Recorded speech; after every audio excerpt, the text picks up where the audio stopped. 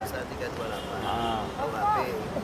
Ya karena pada waktu Kuasa hukum pengacara kondang OC Kaligis, Hampre Jemat, menyayangkan sikap tim penyidik KPK saat melakukan penangkapan terhadap kliennya di sebuah hotel di Jakarta pada 14 Juli lalu.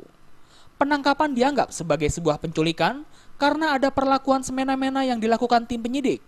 Menurut Hampre, seharusnya dalam penangkapan diperlihatkan surat penangkapan, namun saat kliennya ditangkap, surat penangkapan tersebut tidak diperlihatkan, hanya dibacakan oleh tim penyidik KPK yang berjumlah 6 orang.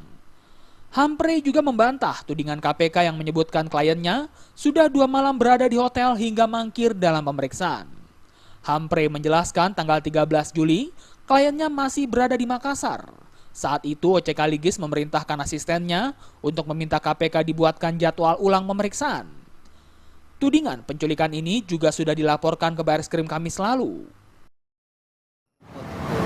ya atau kalau sekarang nyatakan diculik atau dirampas kemerdekaannya, dia berpikir bahwa dia masih diperiksa sebagai saksi. Tapi pada waktu kesini dia udah jadi tersangka. Nah, setelah itu baru dikasih lihat di sini bahwa ternyata sprindik dia sebagai tersangka itu tanggal 13 juga. OC Kaligis merupakan salah satu tersangka kasus suap.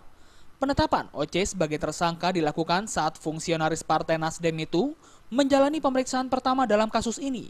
Pemeriksaan yang dilanjutkan dengan penetapan tersangka yang diprotes Kaligis bersama tim kuasa hukumnya.